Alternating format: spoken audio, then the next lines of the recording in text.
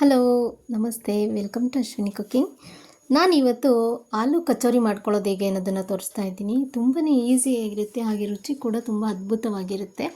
ಇದನ್ನು ಹೇಗೆ ಮಾಡೋದು ಅಂತ ನೋಡೋಣ. ನೋಡೋದಕ್ಕಿಂತ ಮುಂಚಿತವಾಗಿ ಪ್ಲೀಸ್ ಸಬ್ಸ್ಕ್ರೈಬ್ ಮಾಡ್ಕೊಳ್ಳಿ, ಹಾಗೆ ಪಕ್ಕದಲ್ಲೇ ಇರ್ತಕ್ಕಂಥ ಬೆಲ್ಲೈಕನ್ ಕೂಡ ಪ್ರೆಸ್ ಮಾಡಿ.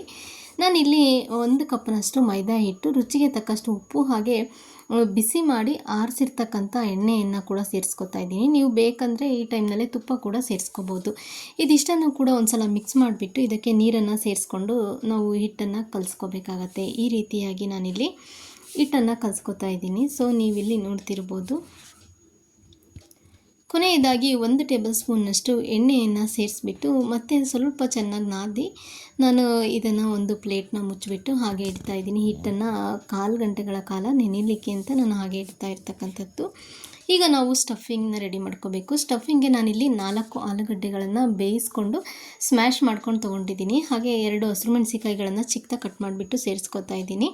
ಹಾಗೆ 2 ಈರುಳ್ಳಿ ಗಡ್ಡೆಗಳನ್ನು ಚಿಕ್ಕದಾಗಿ ಕಟ್ ಮಾಡಿಬಿಟ್ಟು ಸೇರಿಸ್ಕೊತಾ ಇದ್ದೀನಿ. ನೀವು ಬೇಕಂದರೆ ಇದಕ್ಕೆ ಒಗ್ಗರಣೆ ಕೂಡ ಕೊಡ್ಬೋದು. ಹಾಗೆ ಎಣ್ಣೆಯಲ್ಲಿ ಸ್ವಲ್ಪ ಬಾಡಿಸ್ಕೊಂಡು ಸೇರಿಸ್ಕೋಬೋದು. ನಾನು ಹಾಗೆ ಡೈರೆಕ್ಟಲ್ಲೇ ಸೇರಿಸ್ತಾ ಇದ್ದೀನಿ. ಹಾಗೆ ಕೊತ್ತಂಬರಿ ಸೊಪ್ಪು ಹಾಗೂ ಜೀರಿಗೆ ಹಾಗೂ ಇಲ್ಲಿ ನಾನು ಅಚ್ಕಾರದ ಪುಡಿ ಹಾಗೆ ಸ್ವಲ್ಪ ಉಪ್ಪನ್ನು ಕೂಡ ಸೇರಿಸ್ಕೊತಾ ಇದ್ದೀನಿ. ಉಪ್ಪನ್ನು ನೋಡ್ಕೊಂಡು ಸೇರಿಸ್ಕೊಳ್ಳಿ. ಆಲೂಗಡ್ಡೆ ಬೇಯಿಸ್ಲಿಕ್ಕೂ ಕೂಡ ಸೇರಿಸ್ಕೊಂಡಿರ್ತೀವಲ್ವ, ಹಾಗಾಗಿ ಇದಿಷ್ಟನ್ನು ಕೂಡ ನಾವು ಚೆನ್ನಾಗಿ ಒಂದು ಸಲ ಮಿಕ್ಸ್ ಮಾಡಿಕೊಂಡ್ರೆ ಸ್ಟಫಿಂಗ್ ಎಲ್ಲ ರೆಡಿ ಆಗೋದಾಗತ್ತೆ. ಸೊ ನೀವಿಲ್ಲಿ ನೋಡ್ತಿರ್ಬೋದು, ಸ್ಟಫಿಂಗ್ ಎಲ್ಲ ರೆಡಿ ಆಯಿತು. ಈಗ ನಂತರದಲ್ಲಿ ನಾನು ಹಿಟ್ಟನ್ನು ಸ್ವಲ್ಪ ಕೈಯಿಂದ ನಾದ್ಕೋತಾ ಇದ್ದೀನಿ. ಸೊ ನೀವಿಲ್ಲಿ ನೋಡ್ತಿರ್ಬೋದು. ಇದನ್ನು ನಾವು ಉಂಡೆಗಳನ್ನಾಗಿ ಮಾಡ್ಕೋಬೇಕಾಗತ್ತೆ. ನಾನಿಲ್ಲಿ ಚಿಕ್ಕದಾಗಿ ಉಂಡೆಗಳನ್ನು ಮಾಡ್ಕೊಂಡು ತೊಗೊಂಡಿದ್ದೀನಿ ಈ ಸೈಜಲ್ಲಿ. ಸೊ ನೀವಿಲ್ಲಿ ನೋಡ್ತಿರ್ಬೋದು, ನನಗೆ ಇಷ್ಟು ಉಂಡೆಗಳಾಗಿದೆ.